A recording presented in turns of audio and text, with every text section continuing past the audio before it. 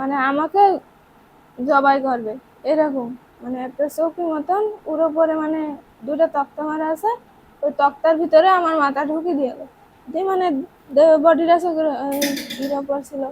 মানে সেই কোপ মারবে এই সময় একজন লাইট অফ করে দিল, ও আচ্ছা। লাইট অফ করে দিল দিয়ে মেন সুইচ বন্ধ করে দিল দিয়ে মানে সে যে আমাকে থুই গিয়েছে সে ওই অফ করে দিল লাইটটা দিয়ে মানে অফ করে দেওয়ার পরে মানে আমাকে হাত ধরে টেনে বের করে নিয়ে গাড়িতে তুলে মানে গাড়ির মধ্যে কি কি গাড়িতে উঠাইলো? মাইকে মাইক্রো। যেখানে মানুষ বসে আসা যাওয়া করে মাইক্রো ওই জায়গায় না অন্য কোনো জায়গায়? পিছনে ওই যে যেখানে মাল মাল রাখে রাখে ওইখানে, ওই জায়গায়, ওর ভিতরে ওইখানে হাত ওইখানে পা বাঁধা অবস্থায় না এমনি স্বাভাবিক? বাধা অবস্থায় বাঁধা অবস্থায় ওর মধ্যে? ওর ভিতর করে নিয়ে এসেছিল আমার। জান্নাতুল খাতুন সে একজন কিশোরী, তাকে কৌশলে পয়জন খাইয়ে বাড়ির পাশে থেকে এক সপ্তাহ আগে তাকে অপহরণই করে বলা যায়। এই অপহরণের পর আবার অপহরণকারীরাই এক সপ্তাহ পর তার গ্রামের বাড়িতে ফেলে যায়। তো কিভাবে অপহরণ হলো, আমরা তার পরিবার এবং তার সাথে আমরা একটু জানতে চাইবো যে এই ঘটনা মানে কিভাবে ঘটলো। ফজরের আজান দিল, হুম। তখন আমি শুয়েছিলাম, আচ্ছা। একটু সলক মতন হলো, তখন উঠে আমি বাইরে আসলাম। এসে মানে বাথরুমে যাব, অজু করবো, নামাজ পড়বো। মানে বাথরুমে ঢুকতে গিয়ে স্যান্ডেলটা খুলেছি দিয়ে বাথরুমে ঢোকার সাথে সাথে আমার রুমাল দিয়ে মুখ চেপে ধরে হলো অজ্ঞান করে ফেলেছে। তারপর কি হয়েছে তা আর আমি আর জানি না। ও, মানে অজ্ঞান হওয়ার পরে আর কি ঘটেছে জানা নেই। তো এই কয়দিন পরে এই জ্ঞান ফেললো যারা নিয়ে গেল? যখন আমার জ্ঞান ফিরলো তখন দেখলাম একটা অন্ধকার ঘরের ভিতর। বাড়ির মধ্যে। হ্যাঁ। ও, তোকে গাড়ি টাড়িতে করে নিয়ে গেছিল এমন কিছু বোঝা গেছিল? কিসে করে নিয়ে গেল বা কিভাবে নিয়ে গেল বা কতজন ছিল এরকম কি কিছু টের পাওয়া গেছিল? অনেকজন ছিল, অনেকজন ছিল। মানে গ্রামের বাড়ির পাশ থেকে এরকম ঘটনা ঘটেছে। ও, মুখ যখন তারপরে চেপে ধরে সেটা কি পুরুষ না মহিলা? মহিলা ছিল। ও, মহিলাও ছিল সাথে। তো এই যখন নিয়ে যায় গ্রামের লোকজন কি বা বাড়ির লোকজন এটা বুঝতে পারেনি? না, যখন নিয়ে যায় মানে আমার মুখ চেপে ধরার সাথে সাথে আমি অজ্ঞান হয়ে গেছি। তারপরে কি হয়েছে আমি আর জানি জানা না। নেই, তাই না? তো তারপর কয়দিন পরে আবার কোথায় ফেলে দিয়ে গেল? ওই আমাদের ওই ব্রিজের এইদিকে মানে বলিয়ারপুরের যে মাঠ আছে ওই মাঠে। মাঠের কখন ফেলি, রাত্রে দিনে না সকালে ফেলে দিয়ে গেল? না, দুপুরে? এই মাগরিবের আজানের পর। মাগরিবের আজানের পর ওই মাঠের ভিতরে ফেলে দিয়ে গেল। কিসে করে নিয়ে আসলো ওরা? তখন মাইক্রো ট্রেন। মাইক্রো চোখ টুক বান্ধা ছিল না কিভাবে নিয়ে আসলো? আমার হ্যাঁ হ্যাঁ। আমার চোখ বান্ধা ছিল না, আমাকে সেই গাড়ি সেই পিছনে থাকে না ওর আচ্ছা, আচ্ছা। ভিতরে বেঁধে ও, নিয়েছে। মানে গাড়ি যে পিছনে যে মানে ওদের মালামাল থাকে। মালামাল থাকে সেখানে রেখে সেখান থেকে নিয়ে এসছে, নিয়ে এসে ফেলে দিয়ে চলে গেছে। কি হাত পা কি বান্ধা ছিল? জি। হাত পা বান্ধা ছিল। কি কষ্ট দিয়েছে মেয়েটাকে। তার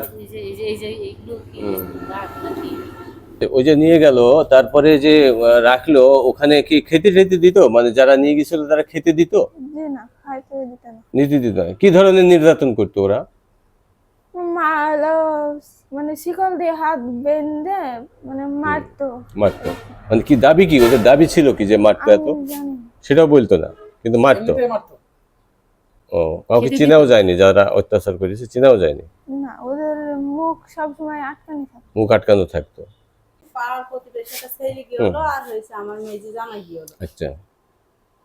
পুলিশের কাছে কি ওই যখন আপনার এক সপ্তাহ আগে হারিয়েছিল বা তখনই কি জানানো হয়েছিল?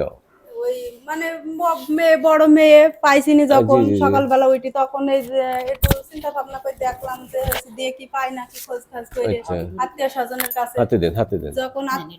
যখন আত্মীয় স্বজনের কাছে না পালাম হ্যাঁ, তখন বলেন। হয়েছি আচ্ছা, সবাই বললো যে হয়েছি থানায় হয়েছি চলে যাও দিয়ে আচ্ছা। থানায় গেলাম কিন্তু পুলিশের কাছে ইনফর্ম দিয়ে ডিডি হুম, করলাম আচ্ছা। করি তারপরও ফেসবুকে ছাড়লাম তারপরও ছবি করে করে ছাড়লাম ছাড়েও কেউ বলতে পারলো না যে মেয়েটাকে আমরা কোথায় দেখেছি। গিয়েছে?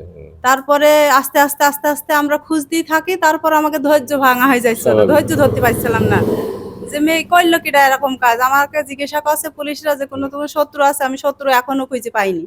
যে রবিবার নিয়ে তার ফিরে রবিবারের দিন মাগরিবের পর মেয়ে হয়েছে একজনা হেফাজতে।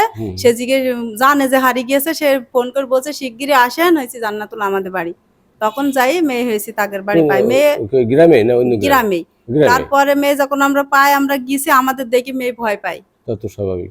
ভয় পাই, মেয়ে সিকড়ি দৌড় মারতে যায়, মেয়ে বুকের মধ্যে কষি ধরে হয়েছে যে মধু একদিন আমরা, তুমি ভয় পাইছো কিসের জন্য, তুমি যখন বাড়ি ফিরে এসো আর তোমার ভয় নেই, তোমার এটা কিডা কইলো, এটা কারাম কি হইলো, তো মেয়ে এখন পর্যন্ত কিছু বলতে পারে না।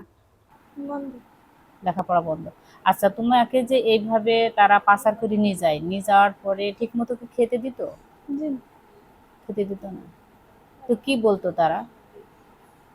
তারা কিছুই বলতো না, খালি মারধর করতো। মারধর করতো? বলতো নাকি যে টাকা নেন বা তোর না, মা বাপ ওইসব কিছু কিচ্ছুই বলে না? না। তুমি তাদের কাউকে চেনো? জি না। তুমি কি এখনো ভয় পাচ্ছ? কোনো ভয় নাই, ঠিক আছে? কোনো ভয় নাই, টেনশন করবা না, হ্যাঁ? ঠিক মতো খাওয়া দাওয়া করবা, বান্ধবী বা পাড়া প্রতিবেশী যারা আছে তাদের সাথে কথা বলবা, মিশবা, মায়ের সাথে কষ্ট কথাগুলো বলবা, হ্যাঁ? আর ওইটা মন থেকে হারিয়ে ফেলবা, যে কি হয়েছিল, কিভাবে ধরে নিয়ে গেছিল, এগুলো এখন আর মনে রাখা যাবে না, হ্যাঁ?